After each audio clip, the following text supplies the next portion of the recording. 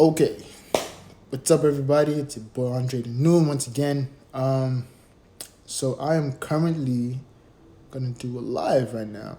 Um, Later on, I will post this to Facebook for all those who may have Facebook rather than Instagram, who may not be able to see it, etc.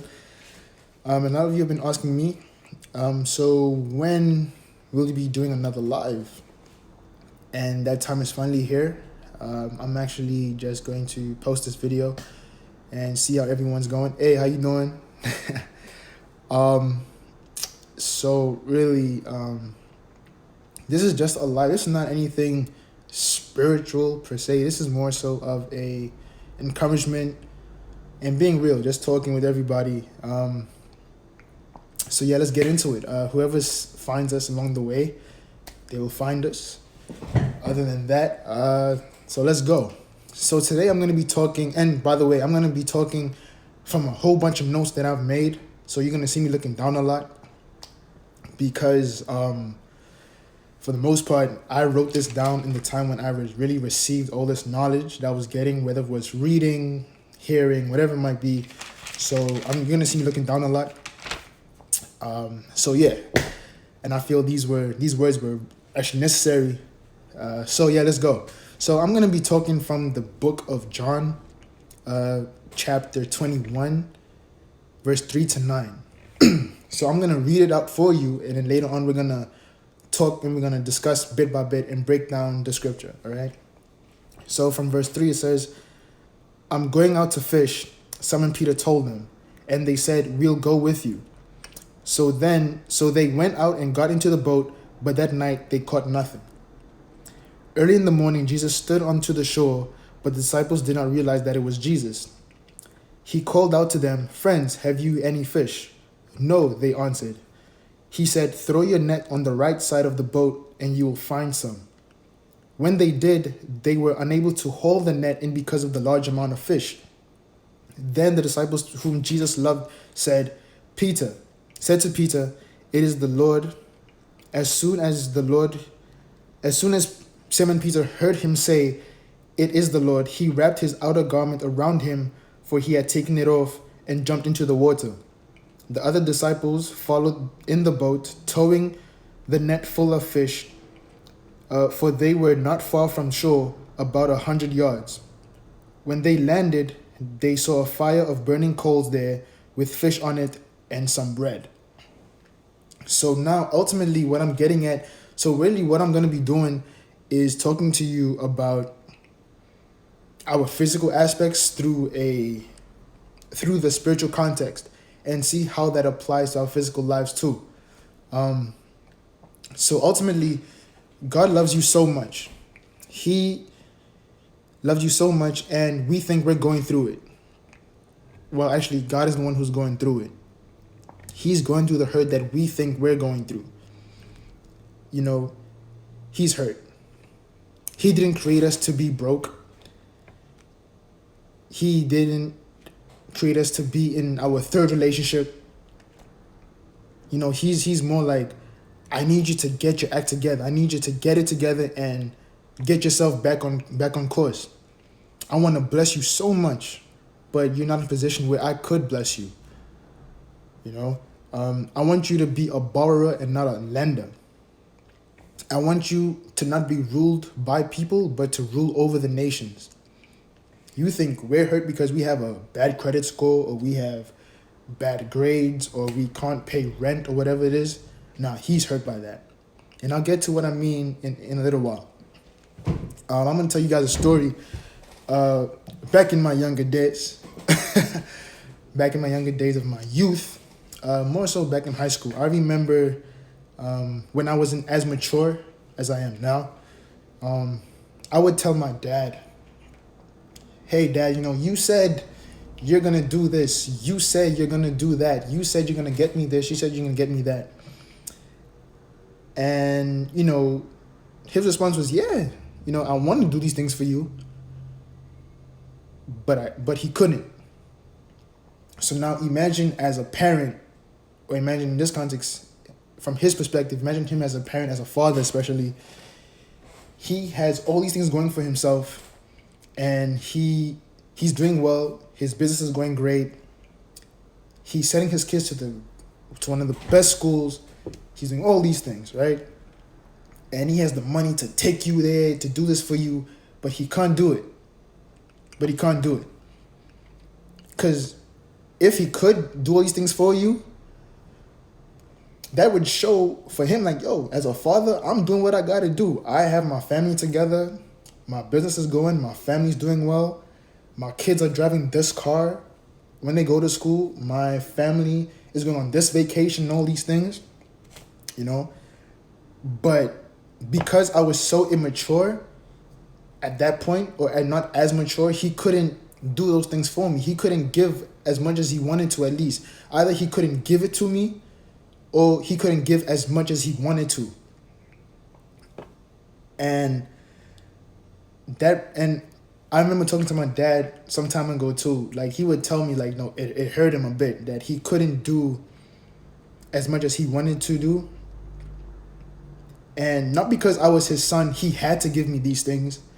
Because the thing is, and this is what I've realized too as I've gotten mature, is that children, us as kids, us as children, to our parents, we could be so arrogant, prideful, ignorant, can't say thank you, all these things, and him providing all those things for me could have been sending me to my death. And I say that figuratively in terms of, because you're getting filled with all these material things and you don't know how to apply it. When kids are younger, they tend to be more right, and that's the thing. Thank you. That is definitely true. Because I was in that mind state of, I had an ego. He's like, listen, if I give you these things, you're gonna run off the cliff. You're gonna run off the bridge. You're not gonna do good with these things. And the thing is, I was upset that he couldn't do these things for me. Even though I know he could do these things for me, I would get upset. I would be like, oh, you're my father. Why didn't you do this for me? And all these stuff, blah, blah, blah, blah. But the thing is, my father was preparing me not to be happy with him, but to be a better man and to eventually be a better husband in the future. Because he's preparing for that time where he will get a compliment and not a complaint, where it's like, hey, Joseph, get your son. We need problems. We have problems. We need help. We need prayer. No. He wants to hear the future Mrs. Danoon say, hey, thank you for raising your son the way you did. To hear her parents say, thank you for raising the son that you've made to take care of our daughter. A father who has failed to prepare his son has been a failed father. So I'm going to move on from that. So isn't it clear that God has an abundance of blessings for you? But because of our weak, broken, carnal mentality, we can't see it.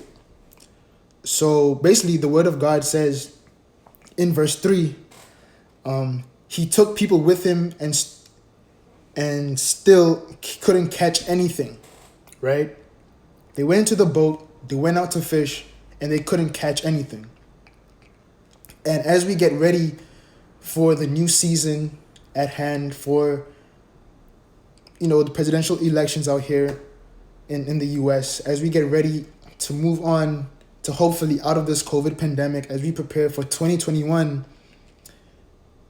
we need to watch the people who we're rolling with in these next few seasons. We need to watch who we're putting ourselves around, who we're having with us in our corners.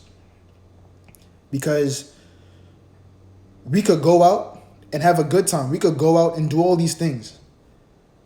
But you're not doing anything effective or substantial. You're not having an effect. You're just out there being impressive. You're not being impactful. You're just looking to be on the gram and look good. But it takes a few seconds to realize, yo, you fake. You're not doing anything real. You're not bringing any value to my life, but I'm gonna get to that. I have a whole bunch of stuff in my head and I wrote down, so forgive me if I get a little excited. I'm just here to share this with you guys and to bring some word of thought and to bring a challenge to all of us today. So as you go back, so they caught nothing, but trust and believe, I could catch nothing by myself. I don't need people to be with me to catch nothing. I can do it all by myself. You know, the guys volunteered, but just because people volunteer to be in your life doesn't mean that they'll do anything in your life. I'm gonna keep it a buck with y'all. I'm gonna keep it 100 with y'all. Just because people want to be in your life doesn't mean that they're gonna be in your life doing stuff, doing things that actually build you. They might be there for their own reasons. So don't be around people who'll say to you, oh, you're going, oh, I'm going to go with you too. Be with people who actually execute. Don't fish with people who can't catch fish. He can't catch fish. He can't catch fish. I can't catch fish. So the bait that we threw in to catch fish, that's going to be the dinner. We're not eating tonight. Because all of us, the people you're around, are just there being dead. Nothing's going on with y'all. Nothing's happening. Nothing is really changing in your environment and in your surrounding. We're like, okay, I'ma eat. You know, we getting this. Many of us are in the position that we're in because of the people we're hanging around with, like I just said. If you can't catch, go find people who know how to catch fish. You know, even if it's just a thing of, hey, listen. And thing is, us as people, we need to be honest. Stop looking to be impressive and try to set an image. Listen, go up to them and say, hey, I don't know how to fish. I need help on how to fish. Can you guys show me how to fish? And I mean, even though I'm here getting knowledge, I'll do whatever I need to do. I'll carry your tools. I'll carry your rod. I'll do whatever it is. I'll do whatever you need me to do. So be real. Don't go pretending like you can, because when time comes for you to actually prove yourself, you already set a standard of expectation and you expose yourself, and then they get disappointed, they cut you off, and you're just a whole embarrassment. And then you become your own condemnation, like, oh, I can't show my face again, can't do that. So now we're going to move on to verse 4.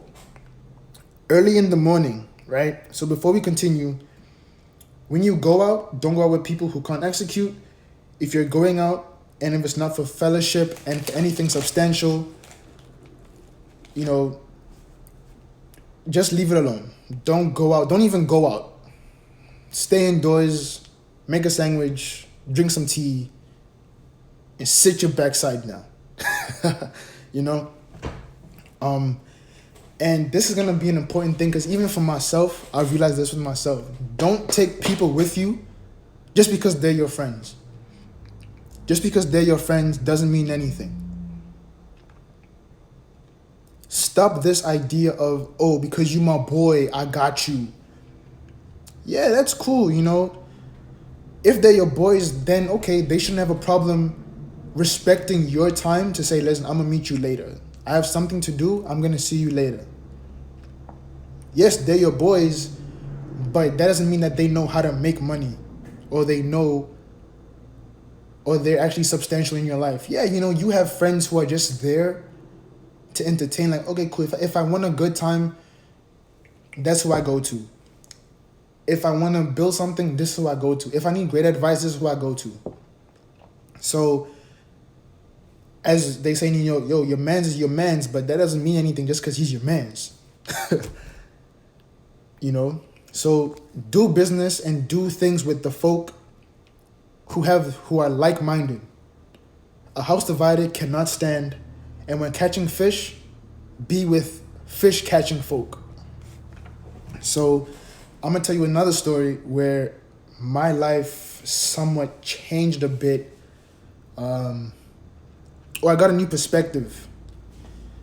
When I met quite a sorry, when I met quite the well-off gentleman by the name of Patrice Motsepe.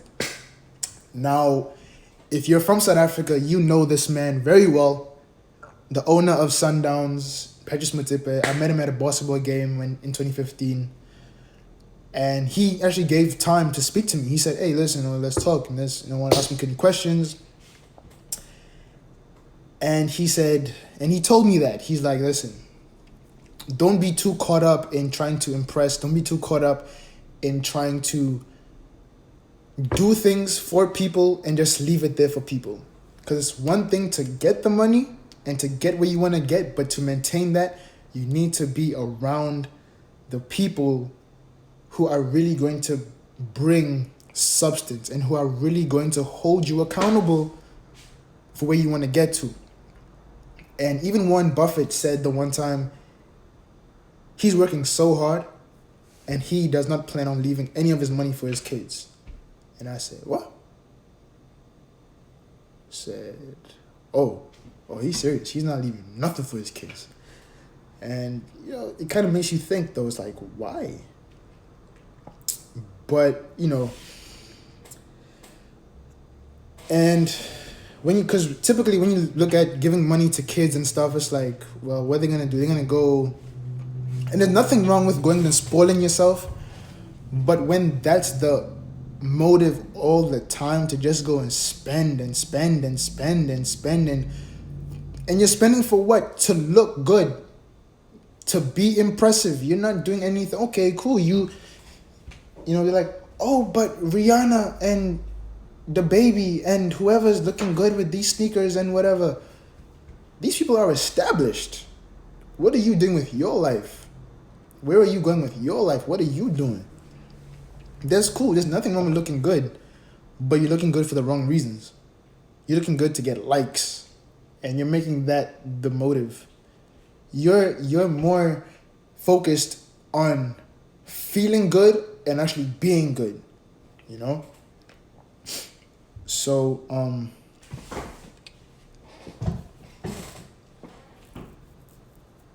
and like I was saying with my dad, he was like, no, you're not gonna. I can't give you these things, and I would be upset, and that's fine. My dad would tell me straight up, this is a pure African man telling me, listen, I don't care. If you wanna cry, cry. If you wanna be angry, be angry. But I'm telling you, you'll be thankful later. And to this day, I'm like, he wasn't wrong though. So I'm going to get to the point where, where in the next verse where it talks about where they didn't recognize Jesus. So now it's like, how have they been with Jesus for so many years? I think it was for about 3 years that they were with him. For some years now. And they did not know who he was. They didn't know that it was him. How could you be with someone for 3 years and not know who he is and how he sounds? I mean, and the thing is, that shows a lack of awareness. And the thing is, I'm not mad at the fact that, they may not have necessarily paid vast attention to it, but how could you not even have a little iota, like something? So I'm gonna get to my next point. Awareness will kill you. You need to be aware when you aren't doing what you're supposed to do. Even for me, I have to tell that to myself all the time. And that's many of us.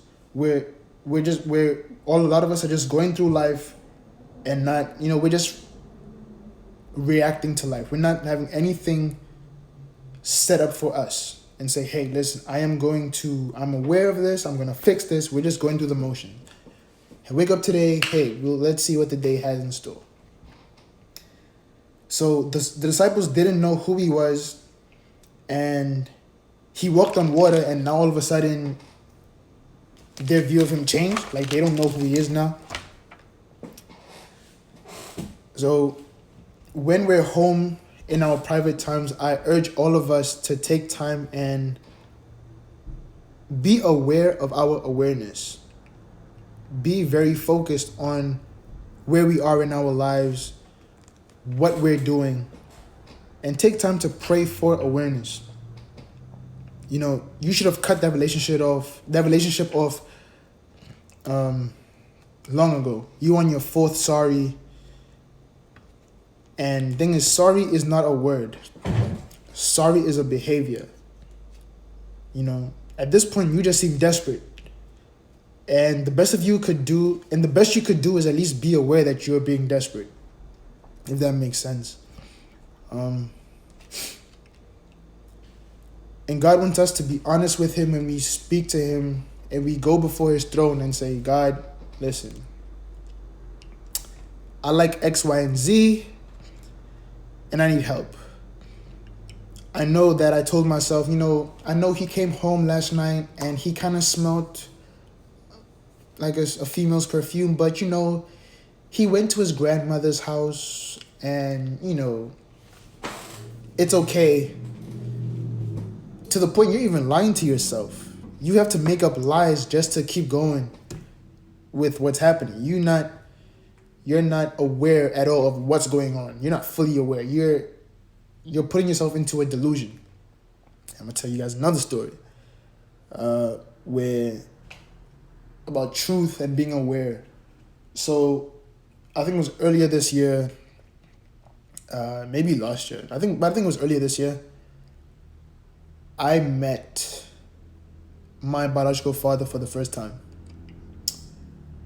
And I'm not worried per se about, where he is or what he's doing and all of that stuff. But listen, that's my biological father.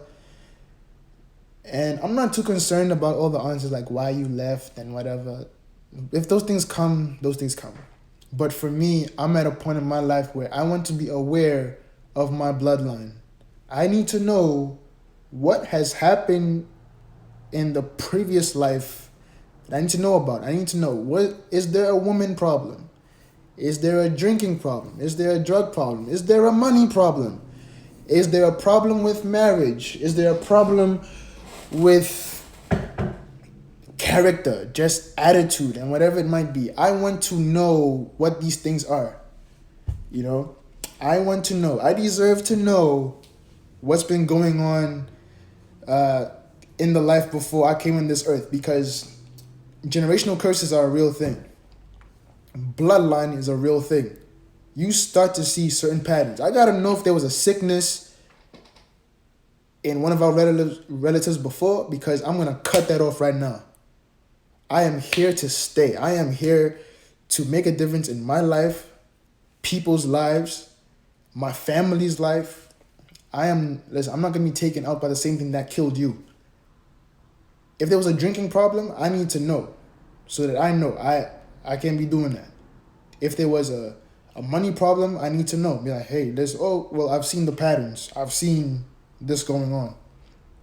So, going to verse 4 and 5, early in the morning, Jesus stood on the shore, but the disciples did not realize that it was Jesus.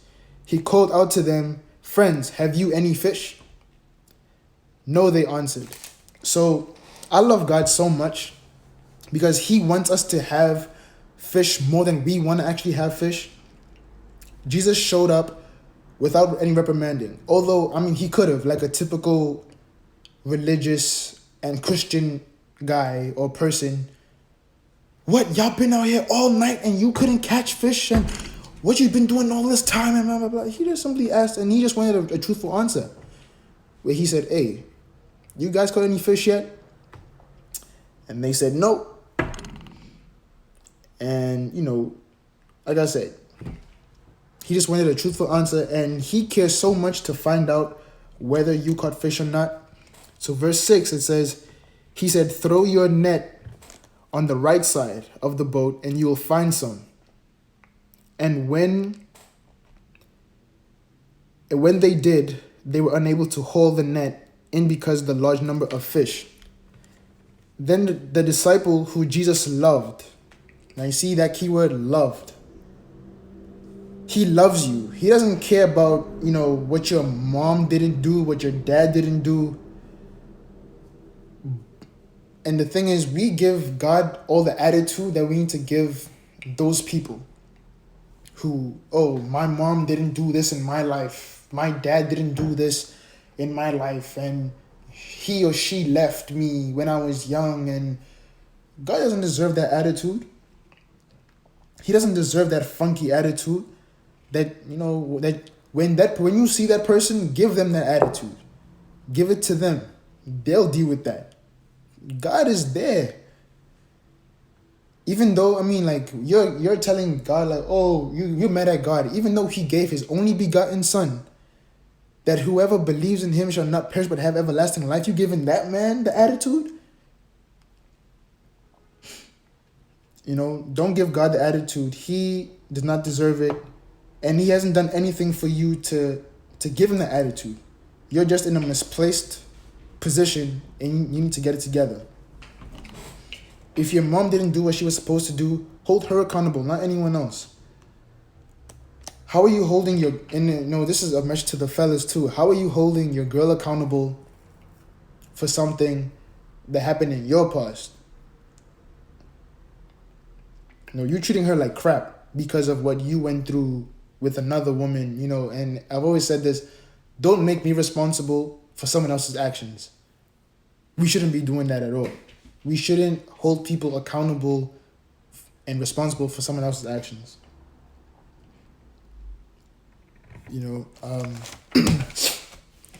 In life, God has blessed us so much, and we don't see it. We take it for granted. To my fellas, you have a girl and you tripping. I don't know why I'm talking about relationships. Maybe it's because, I don't know. But this is like something that's kind of been in my head when we talk with different people and stuff. And it's like, we've been blessed so much more. And as guys, you could be given a girl and you're tripping. You got your prayers answered and still not having any fish. You have your prayers answered and you're still acting the fool because of what your mom didn't do or what she did do. Ladies, my boy is here taking care of you, doing his business, and you still ungrateful to him because you're mad at what your uncle and your dad did, and you have this thing of, oh, as a man, you need to do this. You have all these expectations. You putting this on him. It's like, what are you doing? Where are you going with this? Where do you think you're going to go with this? We pray so much, and God is asking, what are you praying for? I gave you the rod. I gave you the boat. I gave you the bait. And you're still praying to me? At times, it's not even a thing about us praying. A time needs to come when you got to stop praying and just giving thanks and just being thankful and say, God, I've prayed. You've heard me. And now I just need you to answer. And I'm ready for you to bless me and answer these prayers and take it on. We got to stop praying. Every time there's a prayer meeting and a corporate prayer and everything, yeah, cool. That's cool in the beginning, but there's a time it's like, all right, when are you going to start activating your faith? Now, that's another discussion. God gave us everything and we're still praying, which we shouldn't do. He put the right person and the right things in place for us, but we're still itching for that thing what we used to do and where we used to be. That's like a dog returning to its vomit. It's mind-boggling for me sometimes because we run behind things, and even people who have no concern for us, who don't even care, they hate our guts, and we're running after them when there are people behind us who will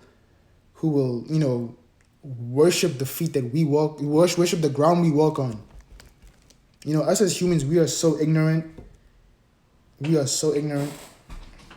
We keep asking God for another chance, for another wife, for another husband, for another this, for another that.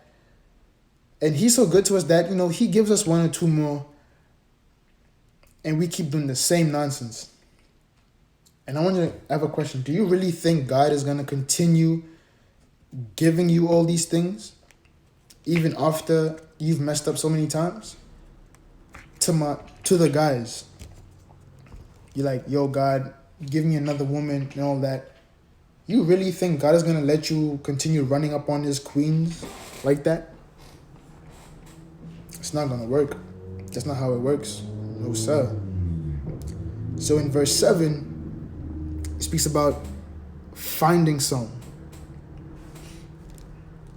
He said, then the disciple who Jesus loved, in verse 6, he said, throw your net on the right side of the boat and you will find some.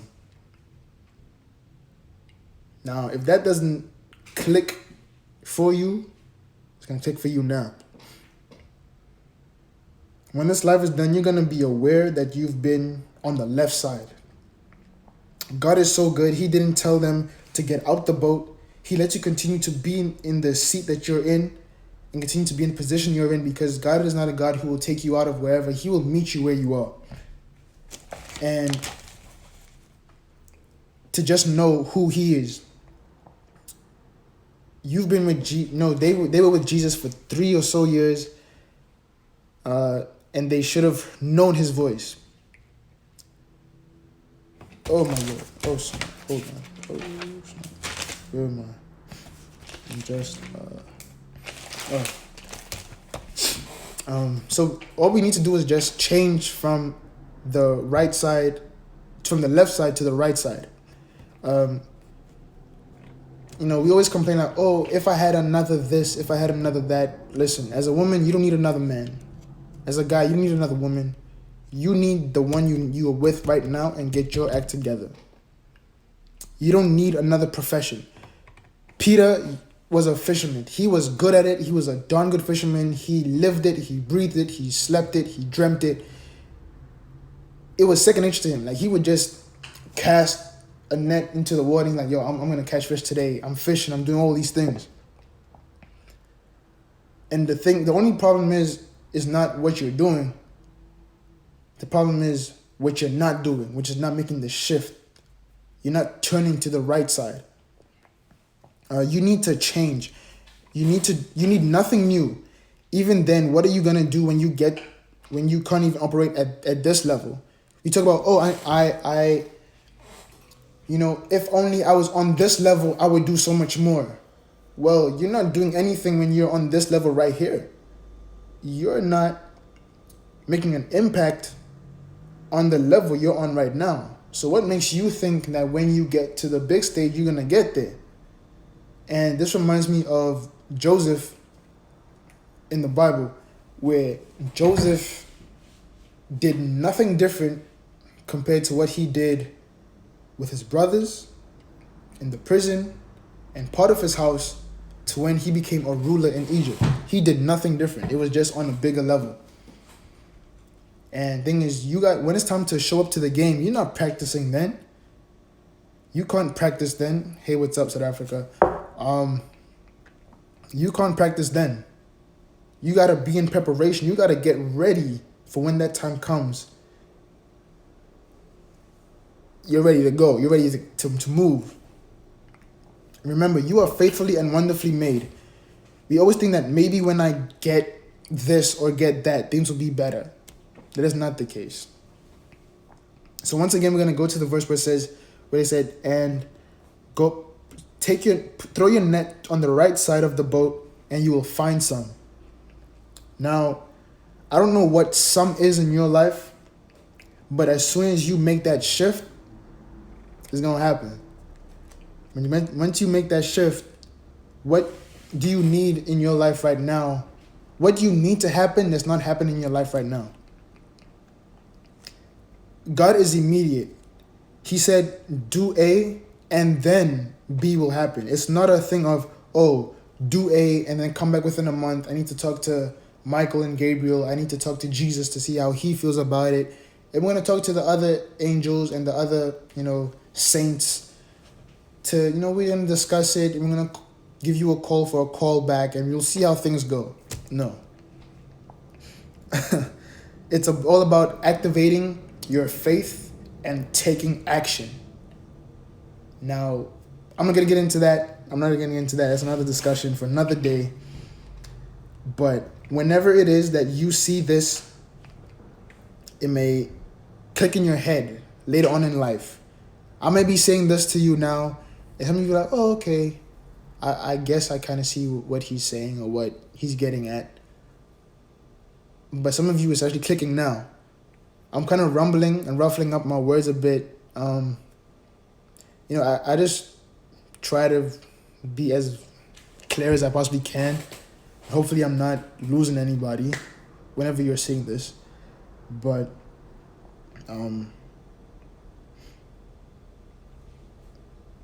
whenever it is that you do understand what I'm saying, you're gonna be in a better position than you were before. You're probably in a better position, but you're gonna be in a better position than that better position. Sorry. Let's see. We need to develop a prayer life for these things to take place, to have that spiritual maturity, to have the experience that we're talking about today. And I remember in my youth group as well, we ask each other, like, okay, is your prayer life just a routine thing? You pray just to feel good, say, oh, well, I prayed today, I got it done. Or are you really being intentional and really taking it by the horn and say, I am doing this, I'm seeking God's face, I am making a difference when I pray. I'm expecting, I'm anticipating, I have a willingness to actually go on into the world and say, listen, I've prayed, God is with me, I am doing what I need to do. So in verse 7, it speaks about, so before we get to verse 7, he said, when they did that, they were unable to hold the net in because of the large amount of fish. Hey, what's up, Toombs? So now the thing is, you see, they made the shift. They were told to move from the left side to the right side. And they made that shift. They were unable to haul in the nets because of the amount of fish that they got. Now, the thing is, when you make the shift, you'll experience that you have to tow it now. And that's where in verse 8, that he said it, I think it is. The other disciples followed in the boat, towing the net. Now, if you understand that towing, you have to get external energy, external force, external power, apart from the power that, is already happening there. You got to pull it in. You got to reel it in. And that's the amount of fish that they got. Once they made the shift to the left side, from the left to the right side, they experienced more abundant blessings, if we could put it that way. So when you start to do what God told you to do, there won't be any room. Because you're not supposed to borrow, you're supposed to lend. We miss it sometimes. We're praying for ourselves without knowing that God doesn't plan to give you the little bit you're praying for, because if he does that, we get comfortable. And when we get comfortable, we're cutting our blessing short. Because the portion of blessing that we get is supposed to be given away, and that's where the real blessing is. Not what you have, but what you do with what you have. What are you giving away? That bitter portion. Planting a seed and being fruitful. It's not about what you keep, and like, for example, you need seeds to have fruit. And I was talking to my barber / my mentor the other day, and we were talking, and he, we always talk, and we were like, listen, it takes money to get money. It hurts. Sorry about that. It's gonna hurt to bring forth anything. It hurts to bring forth a business. It hurts for women, bringing life, giving birth hurts. It's gonna hurt, but in the end, you feel so much at peace, and you went through that. Because imagine doing things the way we want to do it. We'd be taking the easy way out. There would be nothing for us to fall back on and say, oh, wow, I learned this, I developed this strength, I experienced this kind of growth. And that's because we're so selfish, and we're worried about what people think because of our self-esteem. Because our self-esteem is so low that we need to make other people think we are what we're really not. Low self-esteem is a sickness. You care more about what people think than what God thinks about you. God could be so pissed off at you and you couldn't be bothered because you're more concerned about what this person thinks. And at the same time, that person could care less about you. They probably like, you're just there. I don't care about you. You gotta go take a picture by someone's car to put in like, oh look, oh the Bentley, blah blah blah blah, and it's like that's not even your car. Oh yeah, you've been posting long, flashing lights, everything, you know. Especially the people who are in relationships. People who relationships, they're the funniest ones. Bay goals, relationship goals, #mood, #bae, #hubby, wifey. Oh my girl's a baddie. She a little boo thing, and she got what blah blah, and you know the whole 9 yards.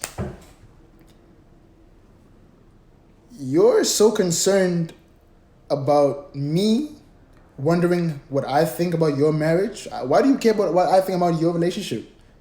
It shouldn't even matter. What you do in your marriage is your business. But since you care so much and you're posting so much, I guess I'm in your marriage now. Because your marriage has nothing to do with me. And the moment you start posting less, you at a party. But yo, where's my boy? He's all the way in the back.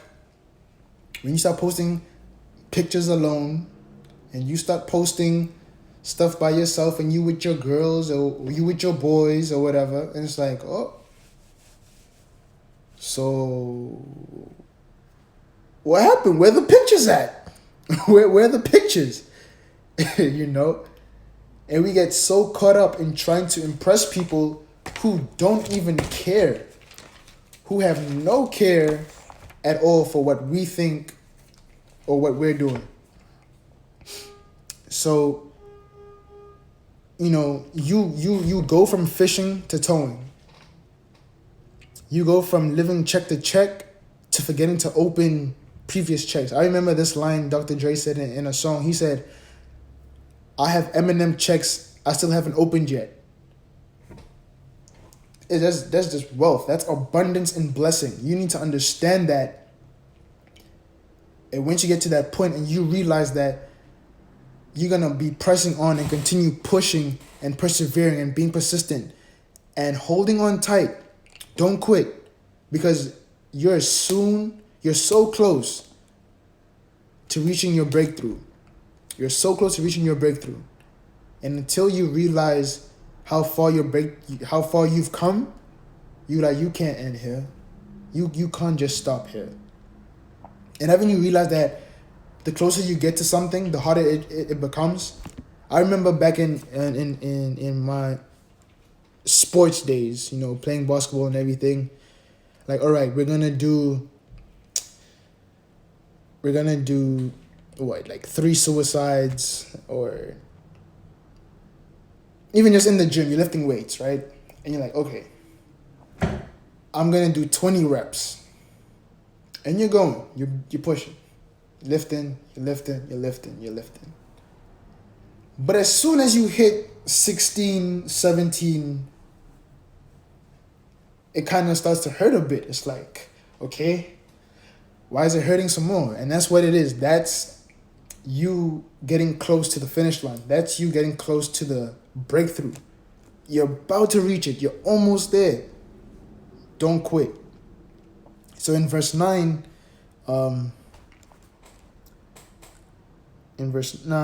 he says, when they landed, they saw a fire of burning coals there with fish on it and some bread.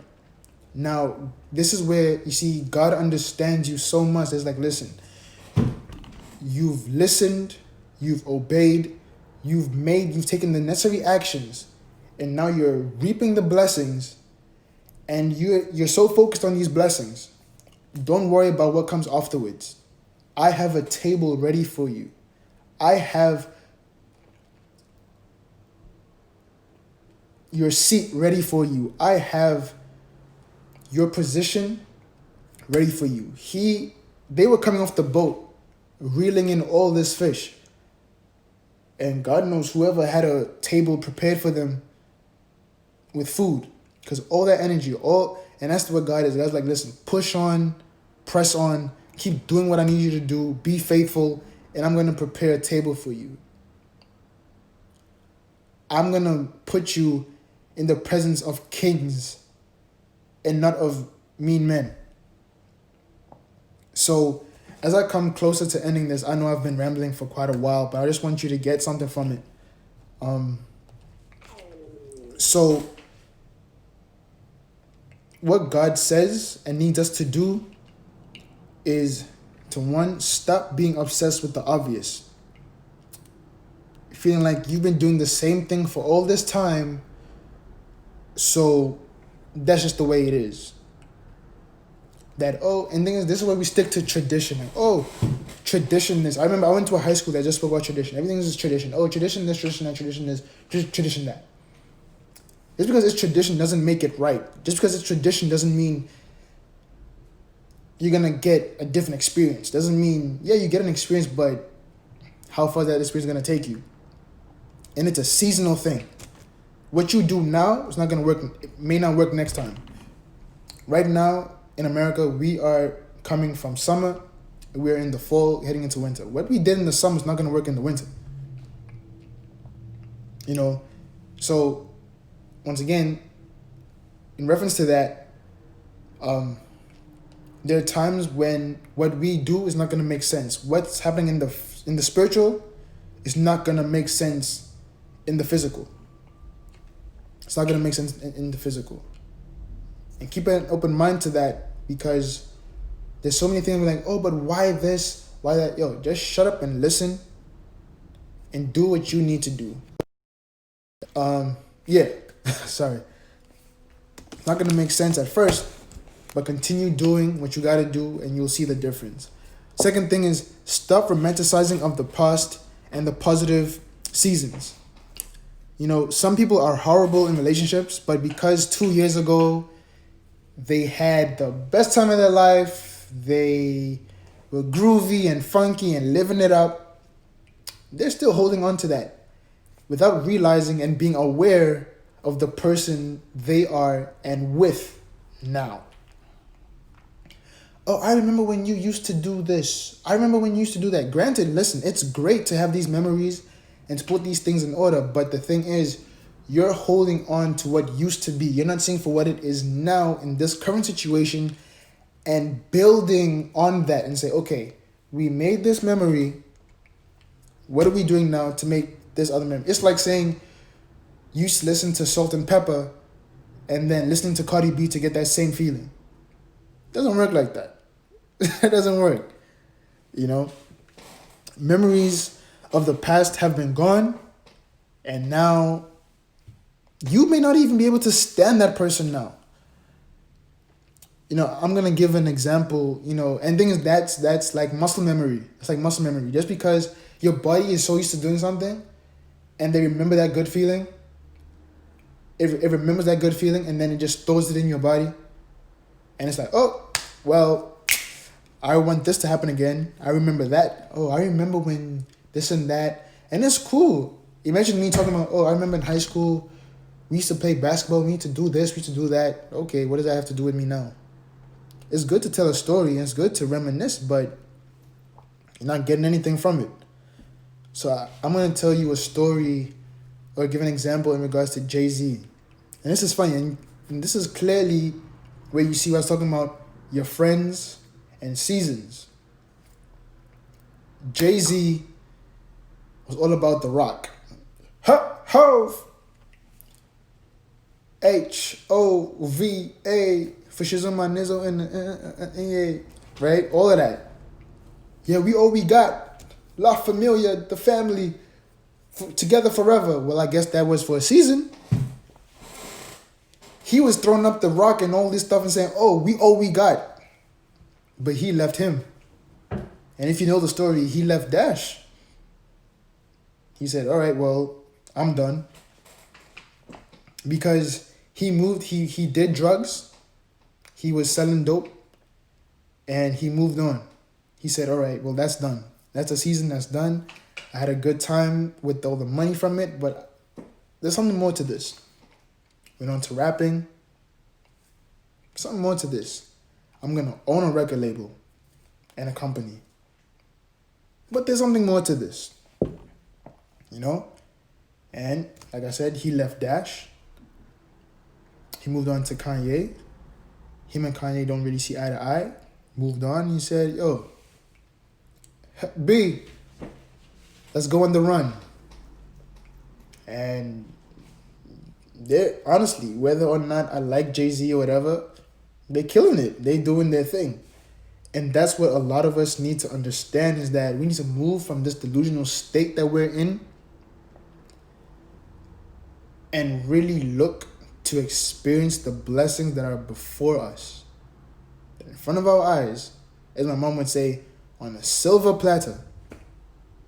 We need to make the shift and move from the left to the right. Another point that, I'm getting at is accept the current situation and be obedient to what God is teaching you. Listen and be obedient is the highlight. Don't worry about the pain. It's gonna hurt. Stop looking for spiritual blessings from things that came from flesh. God doesn't bless flesh. That which is done in the flesh will come to death. That is a scripture that I need to find, actually, but that's a scripture. I know some of this is hard, but and this reminds me of, once again, my mentor, who is a barber, Q's Quality Cuts, shout out. Sometimes he's rough, and he's like, Dre, if I didn't care about you, I wouldn't be telling you this. And we always want people to be real with us, but then are we able to accept it? And today I feel like I've given some kind of realness, a little bit, even just a little bit. I've given something that makes you think. Because if I didn't care about y'all, if I didn't feel the need to share whatever I might have learned, I wouldn't be real. Listen, if everyone gave you or told you whatever you wanted to hear, you're not going to get to where you want to be.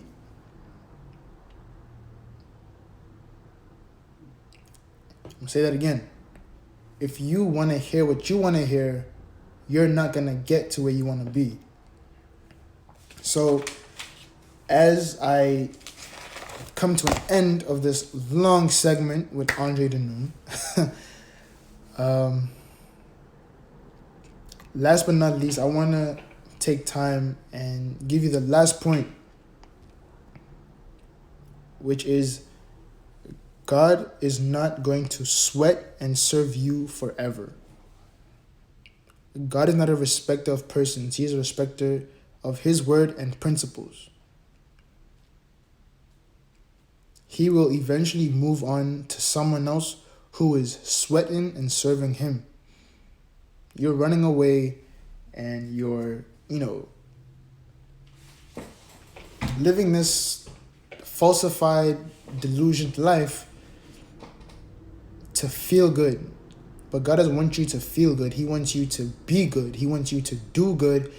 He wants you to put good into other people. Because God doesn't keep playing with you.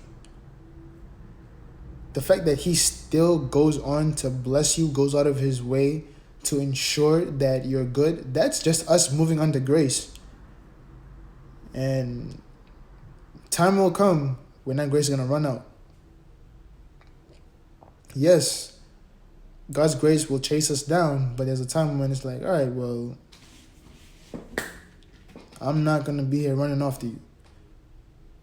So stop doing what you feel should be done and start doing what should be done in order to experience your blessings. Hopefully you guys got something from it. I look to get better in sharing. I look to get to sharing more. I look to continue to be a blessing in someone's life. If there's nothing that you caught today, if there's something that you did catch today, let me know. I'm really open to hearing what you guys have to say about it. I really thank everyone who did come on, whether it was for a second or whether it's for the whole live. I really appreciate it, and I hope everyone has a great time. Please take time to listen to it and just think about what I'm saying. All right? So, guys, have a good one. Andre the Noon signing out. Love y'all. Peace and love. See ya next time.